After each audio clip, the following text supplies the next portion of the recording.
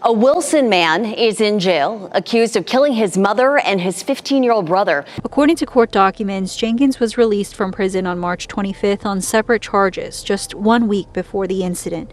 You could see it, the look. It told you everything. But I had no idea that you was getting ready to do what you did. Listen, in the Black community, we're taught to never give up on family, ride or die, forgive and forget, blood is thicker than water. But what happens when that loyalty becomes a death sentence? Dana Jenkins found out the hard way.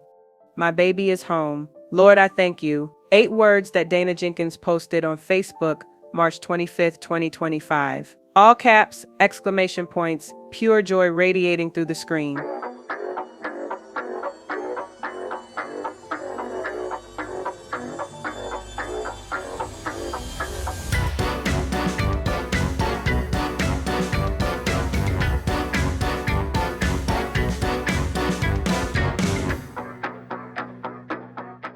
This woman had been praying for 3 years, y'all. 3 years of sleepless nights, collect calls, and commissary money. She wasn't just celebrating, she was reclaiming her family. But check this, 6 days later, that same house where she hung up welcome home banners, crime scene tape, 2 body bags, one for Dana, one for her 15-year-old baby boy Darien. And the person who put them there, the same son she had just welcomed back with open arms. Make it make sense. This wasn't no random home invasion. This wasn't no drug deal gone wrong. This was a mama's unconditional love turned into a weapon against her. This was family loyalty becoming a death trap. And before y'all start talking about mental health and second chances, let me tell you what really happened in Wilson, North Carolina. Because this story, it's about to challenge everything we think we know about loving someone who don't want to be saved. If you're here for the real truth about these cases that hit our community, smash that like button and subscribe. We post new content every single day because these stories need to be told. Now let me tell y'all about Dana Jenkins before the headlines painted her as just another victim. She was a very sweet person. Always smiled. I can see her smile right now. She always smiled.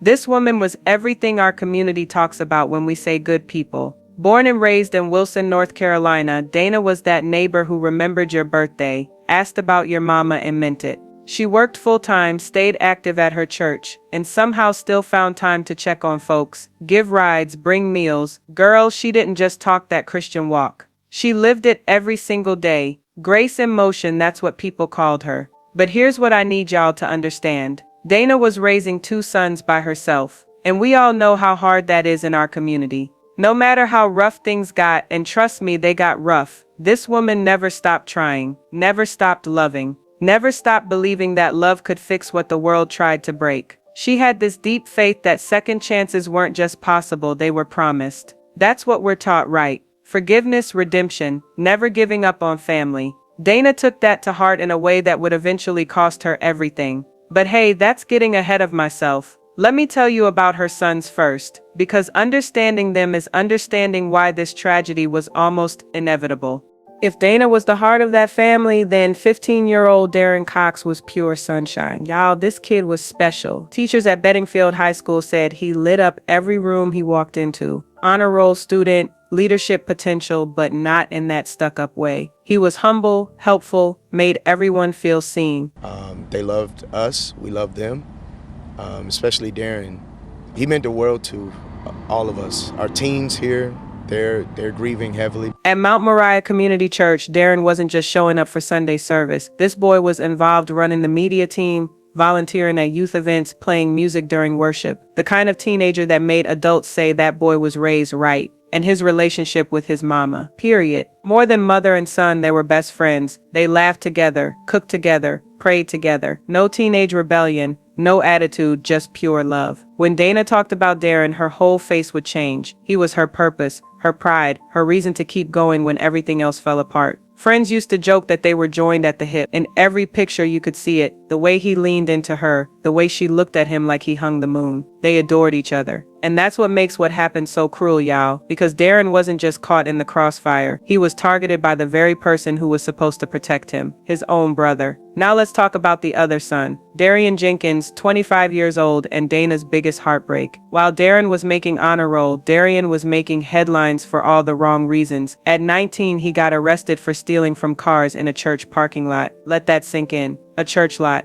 At 21, he broke into a neighbor's house and stole 3 guns. But it wasn't just the crimes, it was the pattern, the escalation, the complete lack of remorse. When he got locked up for breaking and entering and larceny of firearms, Dana thought prison might straighten him out, make him think, give him time to find himself. But anyways, that's not what happened. For 3 years, Darien racked up citations behind bars, fighting other inmates, threatening staff, what the prison called malicious conduct. They denied his parole twice because of his behavior. His release date wasn't earned through good behavior or rehabilitation programs. It was automatic, a legal technicality, but none of that mattered to Dana. You hear me? None of it. She still wrote letters, still sent money, still visited when she could, because that's what we do in our families. We don't give up. We don't abandon. We hold on and hope and pray that love will be enough. Moving on to what happened when Darien finally came home, because that's where this story takes a dark turn. March 25th, 2025, Dana Jenkins had been counting down to this day like it was Christmas morning. She cleaned that house from top to bottom, cooked all his favorite foods, and told everyone who would listen that this was their family's second chance. When she picked him up from that correctional facility, she was crying tears of pure joy.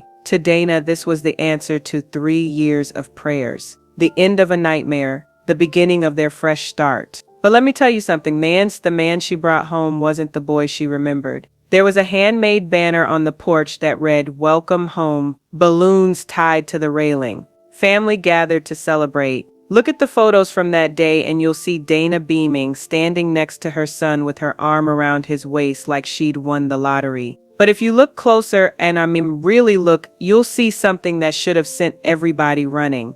While Dana and the family are all smiles, Darien is staring into that camera with nothing behind his eyes. Blank, cold, distant. That unease wasn't just in the photos, y'all. It was felt. Cousins noticed it. Neighbors felt it. Friends saw it. You could see it, the look. It told you everything, that's what Dana's cousin said later. Another relative put it like this: he looked like a man just out of a war zone, or like someone still inside one. Oh, so now we got a house full of celebration, but the guest of honor looking like he ready to hurt somebody, and nobody said nothing? Make it make sense. The celebration was real, but the danger was already inside the house. And in the days that followed, those red flags weren't just waving, they were screaming. Now that homecoming celebration I just told y'all about, it lasted exactly 1 day, because the very next morning, that house on Snowden Drive started feeling different.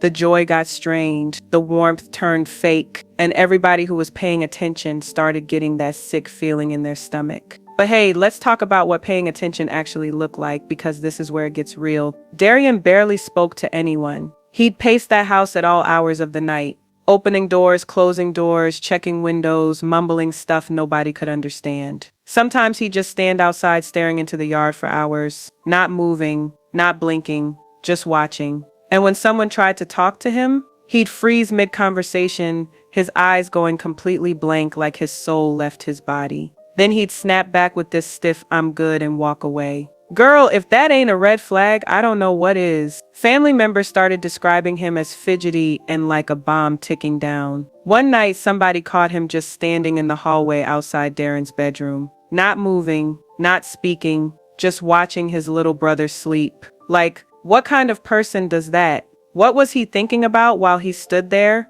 What was he planning? Then came the morning Darien showed up with his hand wrapped in some makeshift bandage. When people asked what happened, this man offered no explanation, just shrugged it off like it was nothing. But that silence said everything. And here's what really gets me mad, y'all. Even after all this weird behavior, when Darien asked Dana for $200 to get some things I need, she handed it over without a single question. Because that's what mamas do, right?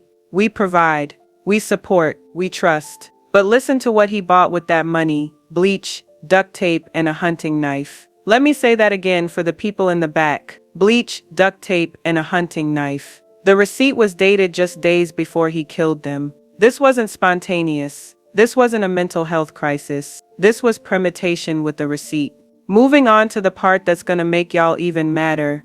Here's what I need everybody to understand. People saw these signs, they felt them in their gut, they knew something was wrong. Dana's cousin straight up admitted later, "I dreaded this day would come." You could see it in him. He wasn't right. Another family member said, You could see it. The look. It told you everything.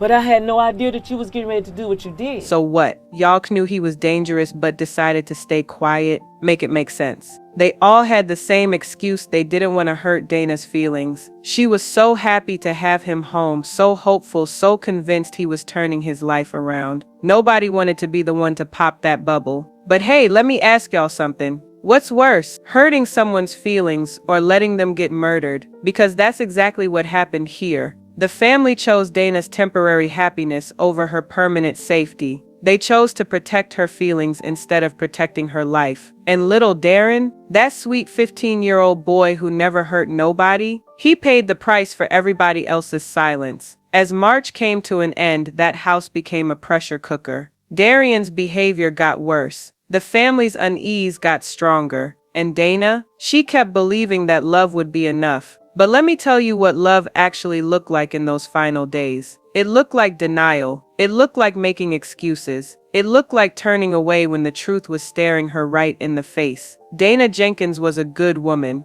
a faithful woman, a loving mother. But she was also a woman who confused loyalty with stupidity, who mistook hope for wisdom, who thought her prayers could stop a predator who was living under her own roof. March 31st, 2025. A Monday that started like any other day and ended with 2 people dead. At 5:30 p.m., a call came into Wilson County Emergency Dispatch. The voice was unclear, confused. The dispatcher couldn't figure out what kind of emergency they were dealing with, just that something was deeply wrong. When officers arrived at that house on Snowden Drive, everything outside looked normal. Dana's car in the driveway, porch light glowing, no broken windows, no signs of forced entry, but the silence. The silence was heavy. What they found when they got inside that house will haunt those officers forever. Dana Jenkins, 50 years old, and her son Darren Cox, 15 years old, were dead. Both stabbed repeatedly in what investigators called an act of extreme violence. This wasn't clean. This wasn't quick. This was rage unleashed with terrifying precision. Dana was found near the front of the house. Her body showed she took the worst of it. Like she tried to fight, tried to protect herself, tried to protect her baby. Darren was found further inside, like he tried to run, like he tried to get away from his own brother. He didn't make it. One officer described the scene as something you only expect to see in war, not in a mother's living room. And where was Darien during all this? Still at the scene. Didn't run, didn't hide, didn't resist when they arrested him. Just calm, like he'd been waiting for them to show up. When police took Darien Jenkins into custody, there was no struggle, no emotion, no remorse, just quiet. Within hours, they charged him with 2 counts of first-degree murder. The same son Dana had welcomed home with balloons and banners was now sitting in Wilson County Jail without bond, accused of stabbing his mother and baby brother to death. 6 days. That's all it took. 6 days from my baby is home to rest in peace. And I said what I said. This could have been prevented if anybody had the courage to speak up when they saw those red flags waving. News of these murders spread through Wilson like wildfire. Shock turned to disbelief. Disbelief turned to grief. And grief gave way to one question that nobody could answer. How could this happen? How could a home so full of faith, so full of love, so full of hope become a crime scene in less than a week? But let me tell y'all what really happened in Wilson after these murders. It wasn't just sadness, it was fear. Because if it could happen to someone like Dana Jenkins, someone who did everything right, someone who loved hard and prayed harder, then it could happen to any of us. At Mount Moriah Community Church, where Dana and Darren worshipped, Bishop Sherman Blandon had to open the doors for an emergency prayer service the very next evening. That sanctuary filled up in minutes. People came looking for answers, looking for comfort, looking for something to make sense of the senseless. But even the bishop, a man who'd spent his whole life preaching about faith and forgiveness, could barely find words. Even as a man of faith, he told that packed congregation, his voice shaking, "I have questions." At Bedingfield High School, Darren's empty desk became a symbol of everything that school had lost. Counselors were brought in to help students process what happened. Teachers struggled to keep it together. And online, social media went crazy. Instagram posts filled with candle emojis and scripture verses. People posting photos of Dana and Darren, talking about how sweet they were, how much they'll be missed. But here's what I noticed in all those tributes. Nobody was talking about the warning signs they missed. Nobody was asking how this could have been prevented. They just wanted to mourn and move on. April 1st, 2025, Darien Jenkins appeared in court for the first time, and let me tell y'all something about this man's demeanor. He didn't cry, didn't speak, didn't even look at the family members sitting in that gallery holding each other and trying to understand how their loved one could do this. He just stared forward. Blank. Like he was waiting for a bus, not facing charges for murdering his own mother and baby brother. The charges were read, 2 counts of first-degree murder. The judge ordered him held without bond. And that's when prosecutors started revealing details that made this whole thing even more disgusting. This wasn't temporary insanity. This wasn't a mental health crisis. This was planned, calculated, cold-blooded. According to court documents, Darien had been denied parole twice while in prison for violent behavior. His release wasn't based on rehabilitation or good behavior. It was automatic, procedural. The system just let him out because his time was up on paper. But here's the part that's gonna make y'all sick. Dana had a life insurance policy through her job. Nothing huge, but enough to make someone desperate take notice. And guess who the beneficiary was? Darien. So let me get this straight. This man sees his mama not as family, but as a payout. If he could have made this look like a random crime, if he could have staged a break-in, if he could have created enough confusion, he might have walked away with that money. But it gets worse. Investigators believe he targeted little Darren because the boy might have been a witness. Or maybe, and this is what I think, he was jealous. Jealous of how much Dana loved that boy. Jealous of everything Darren represented that he could never be. The trial didn't last long with the evidence they had. The purchases, the timeline, the lack of forced entry, his presence at the scene. There wasn't much to argue about. Darien Jenkins was found guilty on both counts of first-degree murder. The jury didn't even need a full day to decide. During the sentencing phase, family members got to speak. Dana's cousin stood up and said something that hit me right in my chest. Darien didn't just kill Dana and Darren. He killed our faith and forgiveness. He killed our belief that love can save anybody. The judge sentenced him to life in prison without the possibility of parole. But you know what? No sentence was gonna bring back that sweet woman and her baby boy. Now let's talk about the real villain in this story. Because it wasn't just Darien Jenkins. It was a system that released a violent man with no support, no supervision, no warning to the family taking him in, no check-ins, no counseling, no halfway house. Just a date on a calendar and a ride home to a woman who thought love could fix 3 years of documented violence. Dana Jenkins never stood a chance because nobody told her she was in danger. The prison system knew Darien was violent.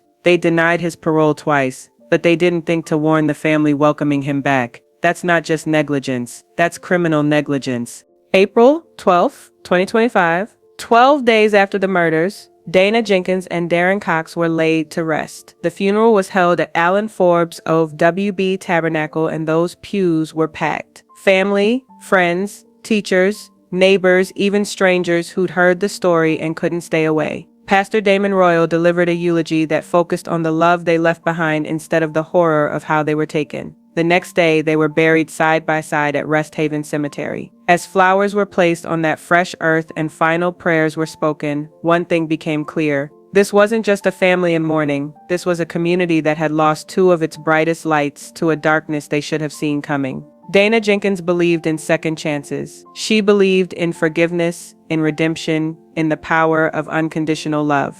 And she died for that belief. But here's what I need y'all to understand. Dana's faith wasn't her weakness. Her blindness was. There's a difference between loving someone and ignoring the fact that they might kill you. In our community, we're taught that family is everything. Blood is thicker than water. Never give up on your people. But what happens when your people become your predators? What happens when loyalty becomes a death trap?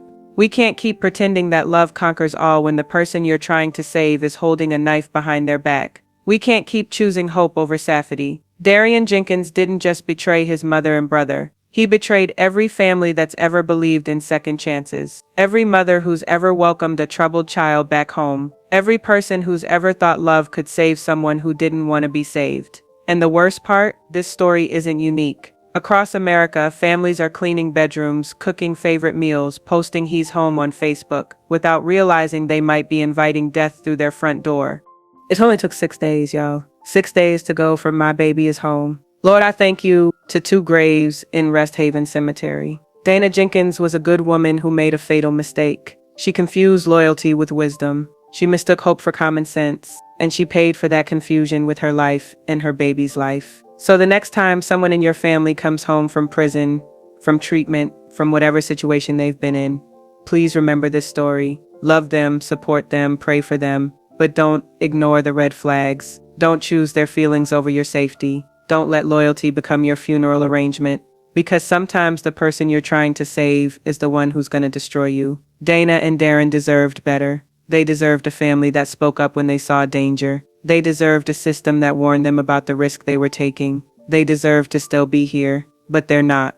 And that's a lesson we can't afford to forget. Rest in peace, Dana Jenkins and Darren Cox. Your story will save lives if people are brave enough to listen. That's the story nobody wanted to tell you about family loyalty and the deadly cost of ignoring warning signs. If this opened your eyes to something you needed to see, share it with someone who needs to hear it.